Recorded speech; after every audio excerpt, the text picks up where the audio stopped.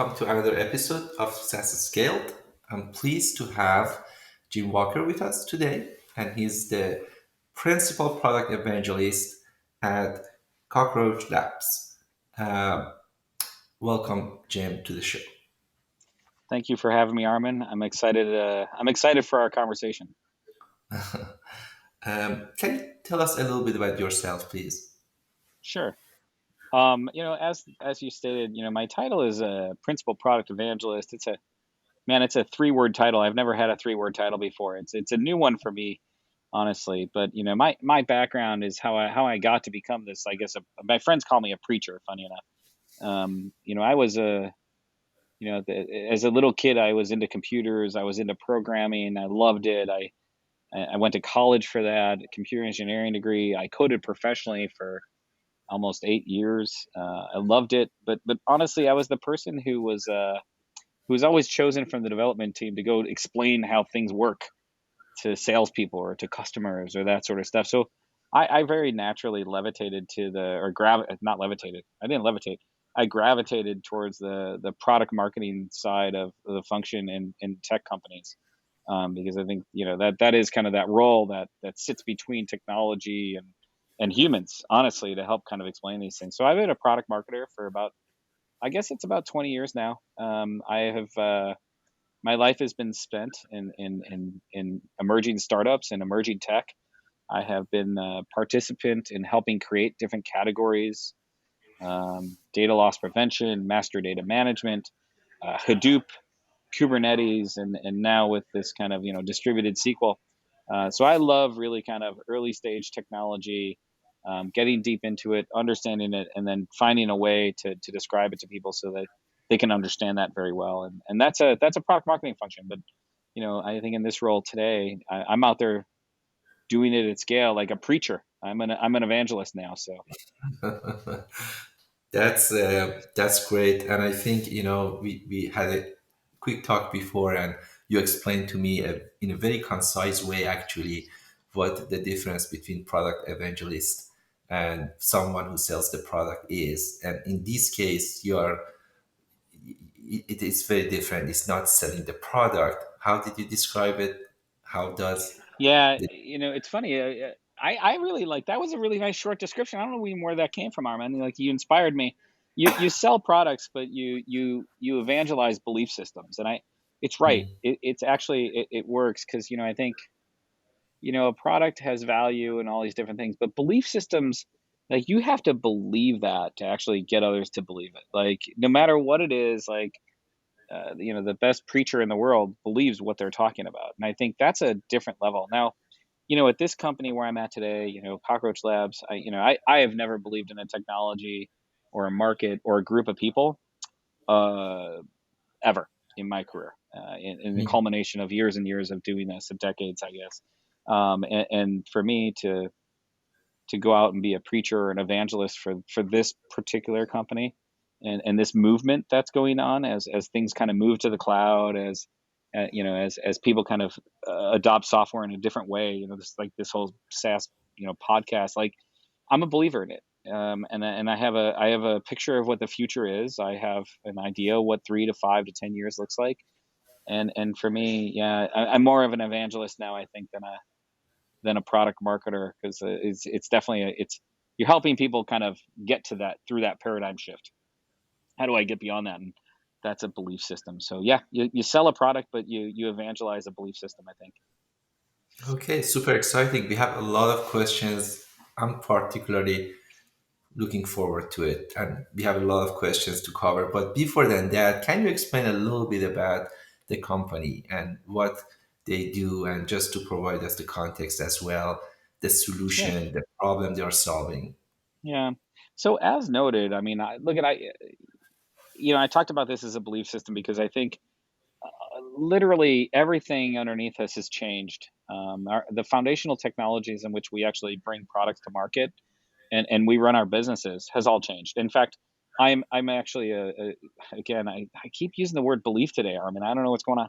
Like, I'm a believer that I don't think there's a such thing as an analog business anymore. I think everything is digital. Like, everything is data, everything is digital. And so, but if you take and look at what's happened over the past couple of years, our entire, like, the infrastructure at which we actually go and bring our applications and our services and our products to market has changed, all of it.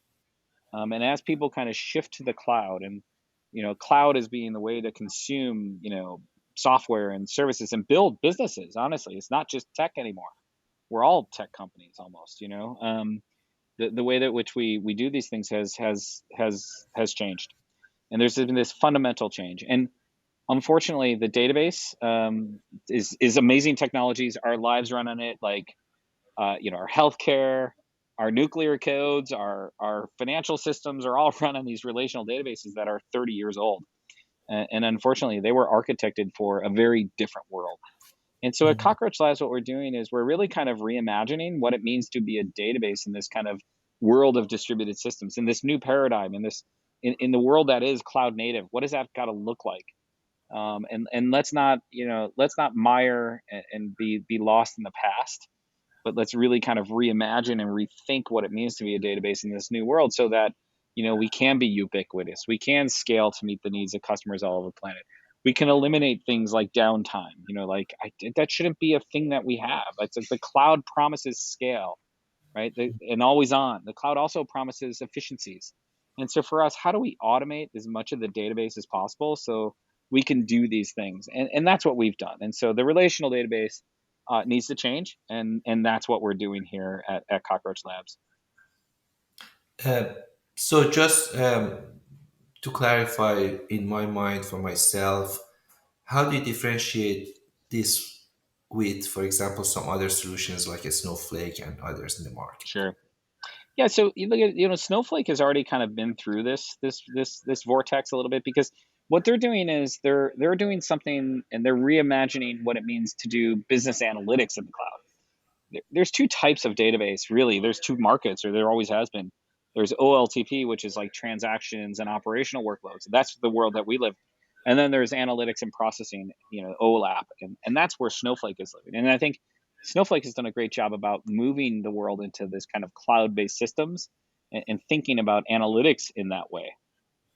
It's a lot easier to do that side because we're talking about like a single data center. It's kind of like a contained problem. Your transactions are everywhere, Armand. Like, I can't control where my customers live anymore. And the ubiquity and the problem with transactional workloads about the consistency of data. Like, if somebody is interacting with you in New York and Singapore at the same time, and there's a conflict, who wins in that situation? Those are really, really difficult problems to solve, because we're dealing with scale at a level where the physical limits of our world are starting to challenge our software. Like, we're Mhm. dealing with the speed of light. And so to move things into the cloud on the transactional side of the world, it's a significant problem to solve. I'm not saying the analytical side was easy by any means. It's contained to kind of a smaller problem space, I feel. And remember, if you're dealing with transactions like it's a financial ledger, you can't be wrong, dude. I mean, we're talking about money, or we're talking about lives, like. And so the importance of kind of their relational database and how that actually feeds our lives is one of these things. So it's a great parallel, though. Like, what they've done on the analytics side is kind of where we're going on the transactional side.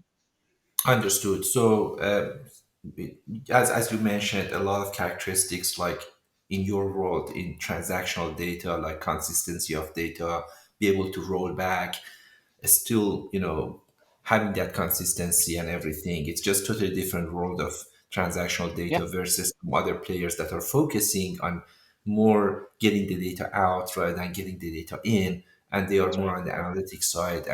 And yeah, very understandable. And to be honest with you, you're right. I mean, that's the bottleneck, because everything has to be by nature kind of central, but in order to be scalable, you want to make it decentralized.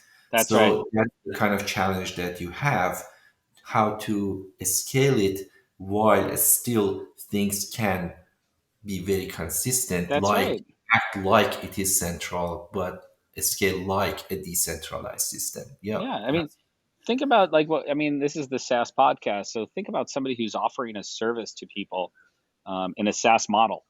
Look at, like, I could go out and build, like, I don't know, maybe it's like an app to help teachers do something, or like curriculum or something like that. And I'm going to have teachers all over the planet. I've got to be able to, provision a service to them no matter where they are.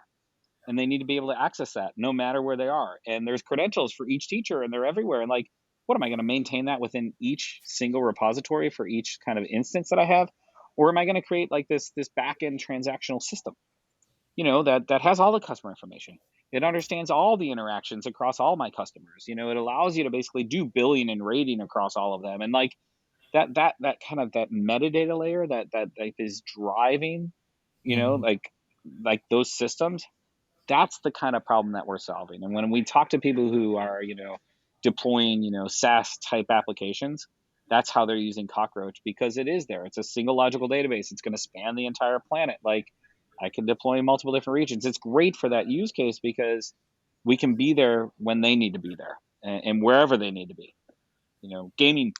Gaming companies is another really good example, because like, oh gosh, gamers are everywhere. Again, they need like, what's the login information for that person? How many times do they come? What is their game presence when they come back in and out? Same type of problem. It is really kind of a problem of the, not my data that's my application, but the metadata around that's my business. And that's definitely one of the areas where Cockroach DB is being used by a lot of SaaS companies to do that right now. Is it the right assumption to say the product has been created for the cloud age? It's cloud native, therefore it's fairly new. It should be. It's serverless, probably. I don't know, but either microservices, those kind of cloud native architecture Hmm. hasn't been around for many years. It cannot be, for example, 10 years old architecturally. It should be 6 years old. Is it correct, or it's a different kind of way? It's a it's a That is a great question. And when I look at the technologies that are going to matter in the next 5 to 10 years, Arman, I like to look into the past. I like to look at history. And honestly, what's happening right now is we're all living in the Google world. That's where we're all going. We are in the advent of Google infrastructure for everyone else. I worked for a guy by the name of Alex Polvi at this company called Koros. He came up with it. It was called Giphy, which actually makes a whole lot of sense. Like, if you look at what Google has done over the past 15 years in terms of scaling a system, like it and being everywhere and ubiquitous, that's cloud native. We talk about cloud native technologies, and the concept of Kubernetes will come up a lot with people. It's a very hot technology. It's like kind of the back end. Well, that's direct descendant of what Google runs. They call it Borg. If you're a Star Trek fan, you know what the Borg is, right? Like, it's just all encompassing, all the servers run on one thing, right? And that's kind of Kubernetes is kind of offset of that, inspired by that. For us at Cockroach Labs, we are inspired by the database they built. That was the relational database that scaled the planet, for global infrastructure. And that's cloud native. And that's something they offer today. It's called Google Cloud Spanner. It's an amazing architecture. We were inspired by that. In fact, our three founders were in the employee, 300 range, all three of them, at Google. And when they left, they were frustrated. They didn't have the tools they had at Google. And so when I look at the technologies that are kind of changing the face of this infrastructure, moving people towards cloud native, I look at a lot of the stuff that came out of Google, and this is, what we're doing at Cockroach is direct descendant. Now, we've been building for 7, almost 8 years, but we're inspired by an architecture that is rooted in, actually deeply rooted in being cloud native. And so this is truly a cloud native database. Like, it isn't like, let's take something and change it to make it cloud native. We aren't doing that. Let's reimagine, let's rebuild from the ground up to be cloud native. And I think that's the technology that's going to survive. That's the solutions that's going to allow people to actually take advantage of the cloud. It's when you reimagine, re-architect, and rebuild to be cloud native from the ground up. And it's not a this is not a challenge. This paradigm shifted. This is what makes me the believer, dude. This is not a paradigm shift to like take something and lift and shift or move and improve. It's re-architect and rebuild, and I'm definitely a believer in that. And that's what we're doing, but we're doing it with a relational database. Yeah, no, that's very correct, because this is a very architectural change. It's not a feature. So That's right. features you can just add it in 3 months, 6 months, 1 year to the product. When it comes to architectural change, it's like you have built a high school. Not easy to change it to a hotel. It's just Right. designed to be a high school, right? So I mean, you can, but it's not going to be the best hotel in the town at any time, right? So if you want the best hotel in the town, you have to build it as a hotel. And this is really the same kind of architectural decisions that many times you have to make from the get-go, and the product will be built upon that. That's And right. then that's who the product is, and that's part of the DNA forever. And you're absolutely right. So if somebody wants to really build based on cloud native and all of the kind of the promises that comes with it and the new technology, it's just the architectural decision is definitely something that has to be built for it, from the ground. So now, going to a topic that definitely is relevant to you, is near and dear to my heart, is the fact that how do you see, I mean, product evangelist, your role, product management, and sales, the other side, but you are very experienced on the product management, you are a technologist, so you have done all of these. I would love to ask you about your take on how the in the new age, in the SaaS world, these SaaS companies should look at product marketing. Yeah. Should they look at product marketing the same way we looked at it 10, 15 years ago? Or we should just change our mindset and look at product marketing and evangelizing our products differently? Yeah. So that's the million dollar question around, like, how does it work within each organization? And you know, the fingerprint of each organization is going to define how product marketing fits within it. I've spoken about this a couple times, because I think, like, look at, in somewhere it really comes down to the people. Like, this is a people question. Like, look at, if I have people in product who really understand pricing, I am happy to give them pricing. But if I have people in product that don't understand pricing, I feel very clearly this is like a very direct kind of sales engagement type of thing. Like, I don't want to give it to rev ops. I don't want to give it to the revenue team because they're just going to make it beneficial for themselves. Like, there needs to be checks and balances. It's a good example of something where, like, pricing is such a good example because, like, people feel very attached to it. But it really comes down to the people that you hire and the resources you have within your team about where it fits. Because product marketing to me is glue. There's this product thing that sits over here, and there's a sales team over here, and there's all these craggy rocks that are sticking out of it. It should fit into all those things and create kind of a smooth layer that's a translation between the tech and the product over into the sales and the revenue side. Because look at, man, in any organization, there's one of two. You do one of two things in a company. Every company, you do one of two things: you build things or you sell things. That's it. That's all companies do. And the closer, somebody told me a long time ago, the closer you are to one of those two goalposts, the better off. I'm a believer in that. If you can actually translate the build into sales, that's extremely powerful. And that's the game. That's to me what product marketing does. And if we can do that and we can actually help salespeople, it means, well, we're also helping, the pipeline development, which is basically, okay, am I helping, just broad consumers understand what we do? That's the trick. Can you take something that's difficult to understand or doesn't really have a story and apply some sort of story to that and show the value, demonstrate the value, but more importantly, show people they want to buy from you because it's like a belief, right? Like this whole thing. And that's really what the role of product marketing is. I mean, again, it's like the story is the strategy. And so I think we're conduit, and we actually help define what that strategy is. It's not an easy job. I don't think it's easy to find great product marketers. However, there's characteristics of great product marketers that are out there. And when I think about a great product marketer, there's a couple things that I look for. Number one, they have to be a change agent. They have to, like, be able to understand things to a point and believe in them that people want to follow them. Really, really critical. Like, the intelligence level is actually really, really a big deal because you got to understand really deep technical things, but you got to understand people on the other side too. So you know how they're going to consume because the audience is so important. That's a really difficult thing to do. But I think the most important trait of any product marketer: humility. You're not right. You're not right. You're never right.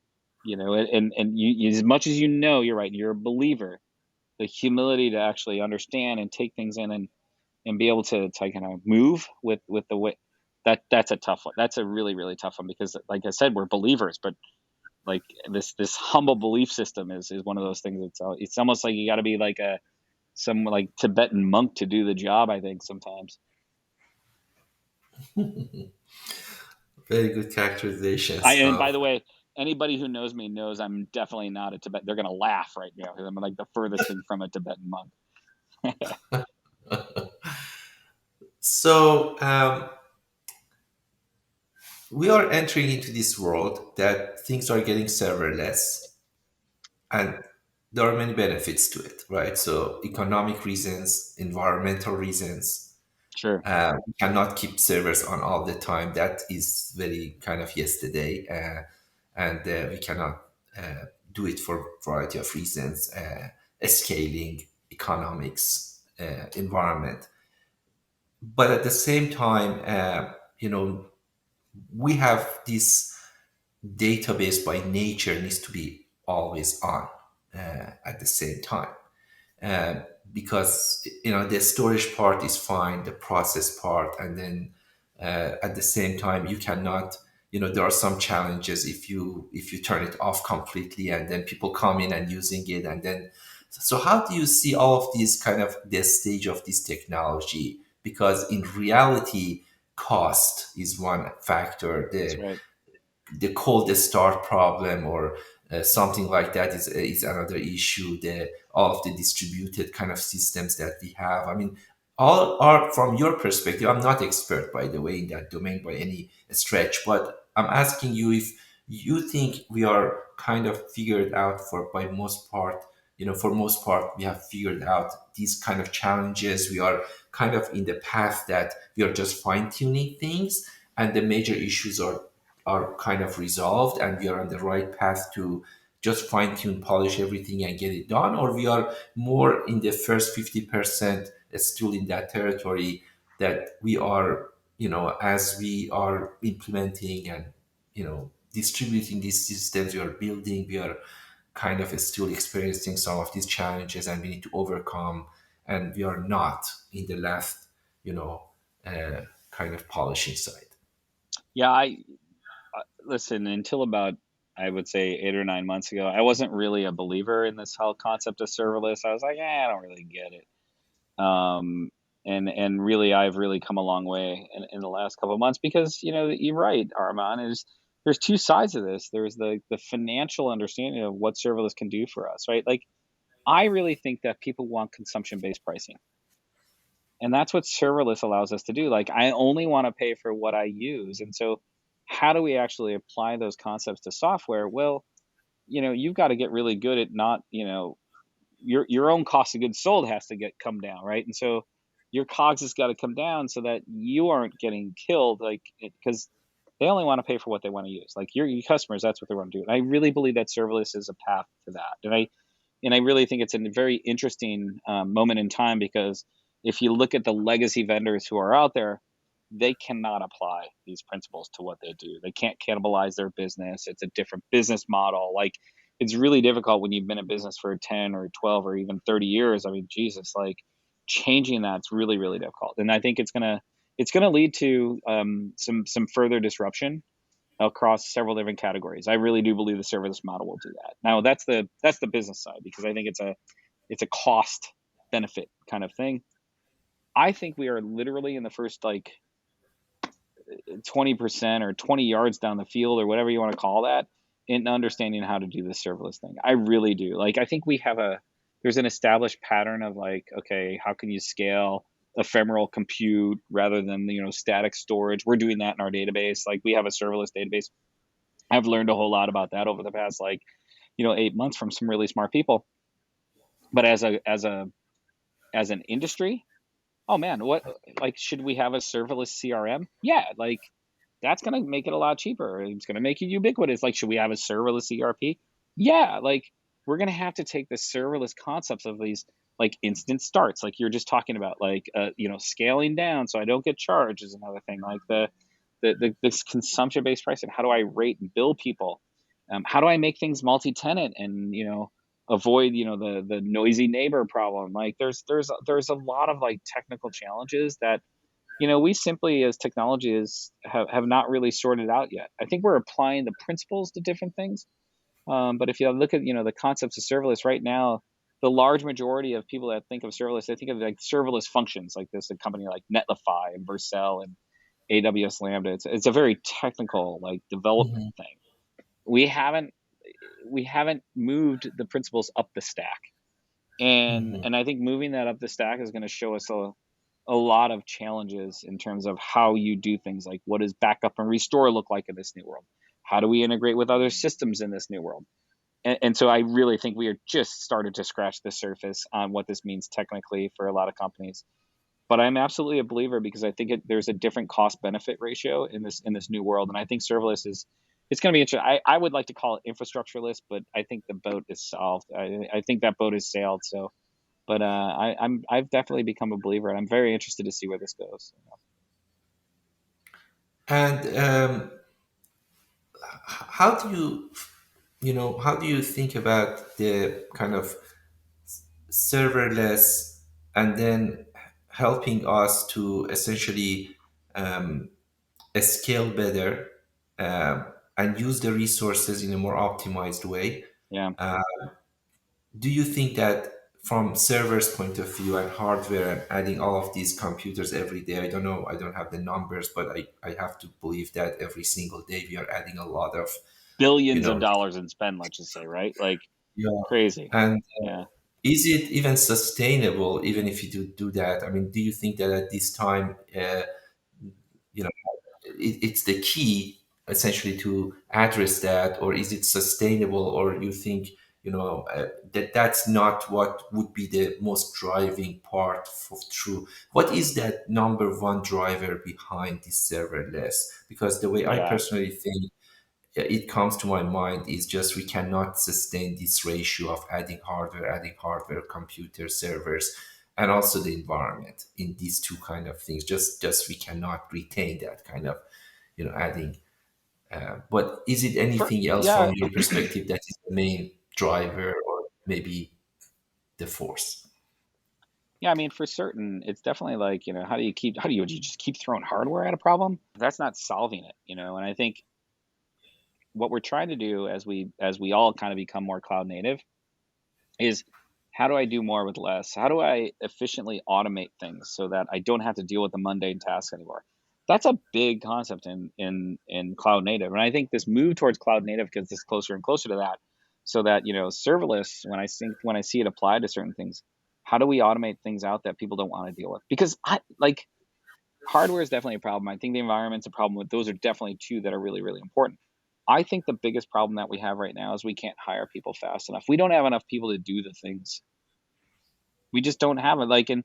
And this infrastructure is complex, and this cloud native world is new, and we just don't have a whole lot of people who get it. And so, how do you do that? And so we're looking at the technologies to start to automate these things. I mean, the whole concept of like in the cloud native world, there's this thing called an SRE, a systems reliability engineer, which basically came from like, the sysadmin or the DevOps role where, it's no longer like, hey, I'm just kind of looking at a warning screen and when something happens, I do things. No, we're create like system reliability engineers. They think about like downtime. What does it mean to the business? And like they have taken a different approach because it's about automating things so that I can get extremely efficient. Like we're automating tasks that once took like a day to do into like 10 lines of a YAML file. And it's like, it's amazing the stuff that we can do with automation. And I think our systems and the way we think about things are getting a lot better. Cause I really do think that I think hardware is definitely one of those things for sure. I mean, I agree with you for sure. I think the biggest challenge is going to be people. I think it's going to be resources. And so this world of serverless promises a level of automation. The world of cloud native promises a level of automation that helps us address the lack of skilled professionals who can actually manage and deal with this infrastructure. The people who can really do this stuff, dude, they're getting hired for like huge, massive contracts at these, the big internet companies. Like, what do I do if I'm, a small regional insurer in the Midwest? It's hard to Hmm. get those people. And so, like, yeah, I think it's on the ISVs, it's on the cloud providers, um, to automate and make things as simple as possible. So I think that's really what's going to make the change happen. So we talked about the characteristic of modern OLTP database. One aspect of it is serverless, cloud native, new architecture.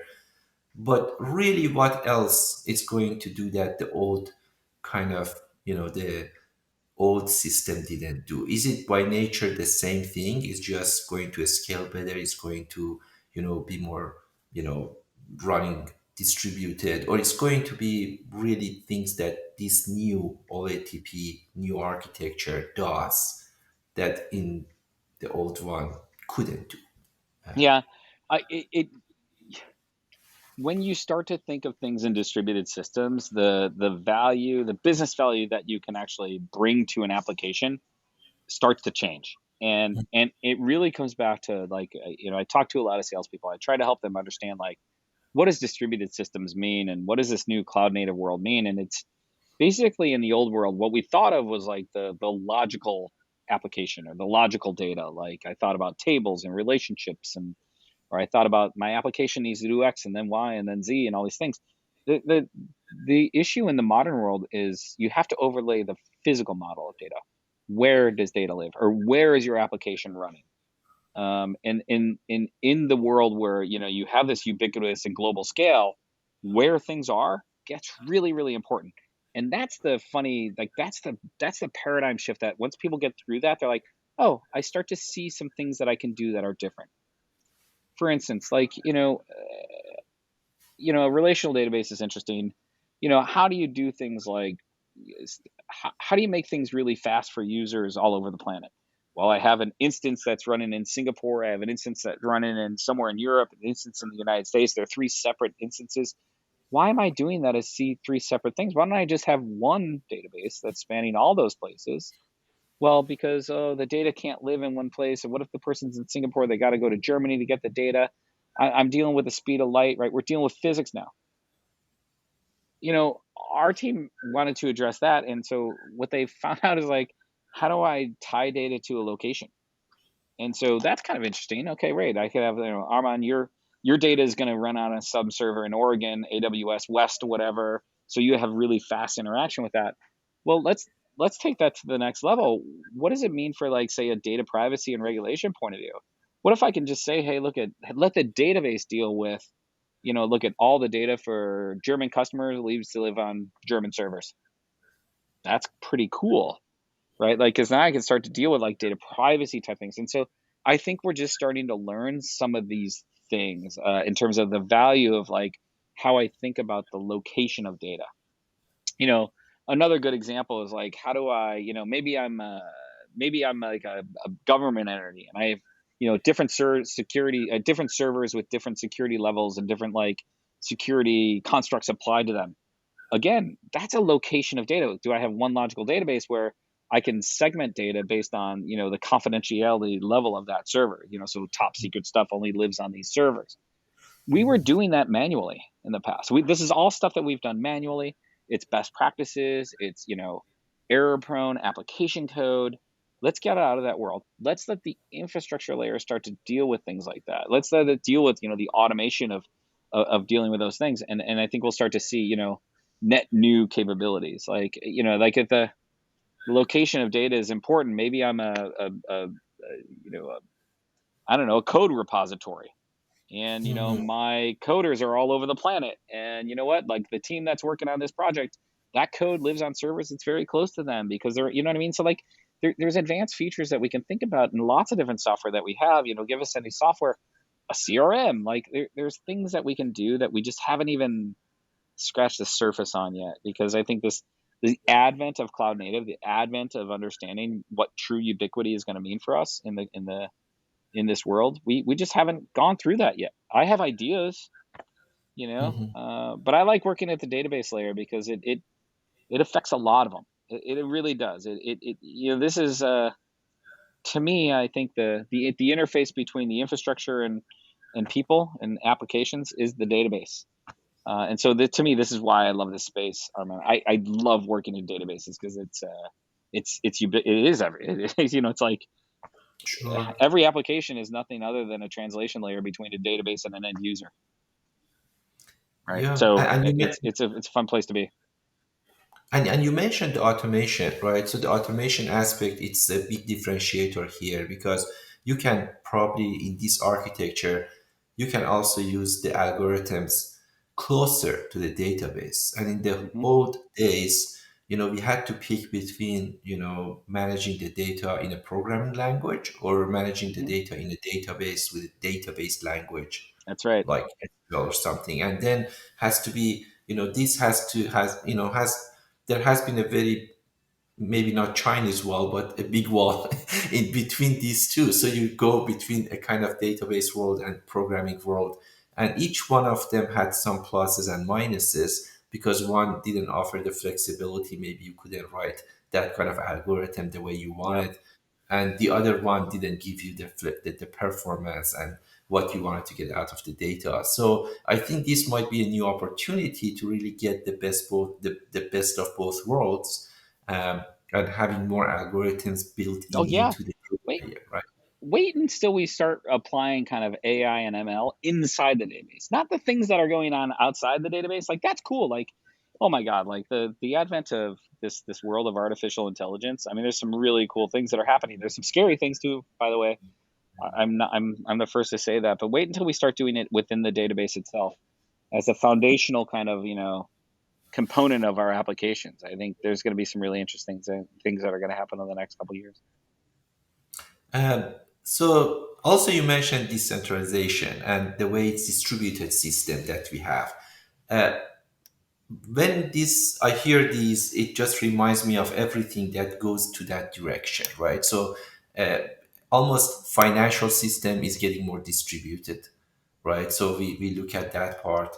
Um, Almost anything that is not is more decentralized and distributed. It seems to be really more powerful, more scalable, and much better to manage. So, energy, the modern energy, renewable energy, is more distributed rather than the old fashioned fossil fuel energy that is very concentrated and is always problematic when just 1% of the world has 99% of the energy, and then just distribution of it, just anything about it, it's going to be problematic. While when it's distributed system, then it's much better, it works better, it scales better. And again, the banking system is hopefully moving toward that direction, the financial system, the everything that I can imagine, from energy, from agriculture, from many other things. We are just distributing and democratizing the world by distributing it. So database is probably the other aspect, because the processing, the data itself, That's the right.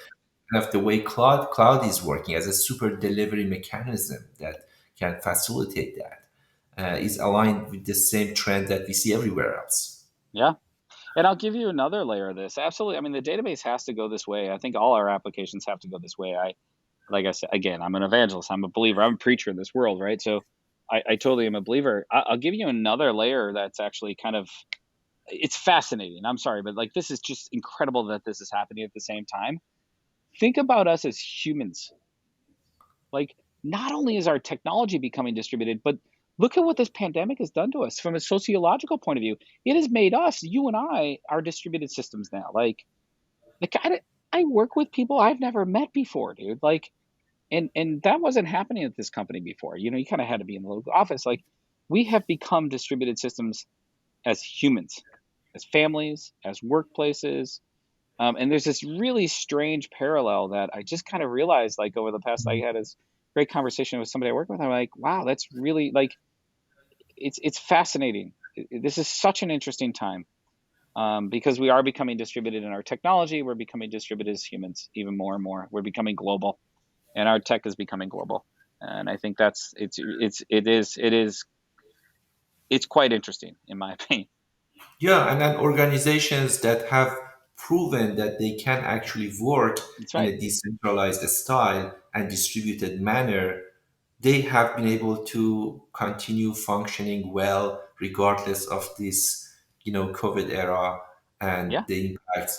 While if the systems that had to work very centralized way and did not have the ability to decentralize if needed, they were impacted most. Yep.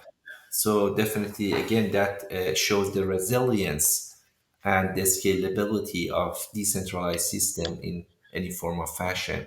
So that's definitely the case. Is there any particular topic that I have not covered and you would like to bring it up and discuss You on know, the there's only one, dude. It's me. The only topic I don't like. Literally, I forgot to bring my charger from my desk. I'm at like 5%. So that's the only topic I have at this. I'm sorry, Armand. Yeah, but like, no, this is a great I love this conversation. Honestly, this is the stuff that's very near and dear to my heart. I love talking about this stuff. Okay. Any particular book that you may want to recommend to our audience before you run out of battery? So it's funny you asked me this before, and like, there's one book that I've read like I don't know, like 5 times over the past like couple years, and this comes back to look, and I'm a like there's this color insights thing where people like understand their personalities. I'm a pretty like always on person. I have a lot of energy, and like there's one thing that's really helped me and calmed me, and I think I've become a better kind of not just a student of life, but a worker and a person. And that's I've really taken on meditation over the past couple of years. Actually, the CEO of Cockroach Lab is the one who really kind of inspired me to do this. I think he meditates twice a day. There's a book called How to Meditate by Pema Chodron Mhm. that I just think is just a phenomenal study. If anybody's ever interested in figuring out like, maybe I could do this, it's really great. It's Pema Chodron, and it's How to Meditate. I think the world would be a better place if we all kind of figured out how to do that. Okay, fantastic. Thank you very much. It was a great discussion. And again, thank you very much, Jim, for joining me on this show. Thank you for having me, Armand. I love that was extremely enjoyable to me. Thank you, buddy. Likewise. Take care. Bye bye.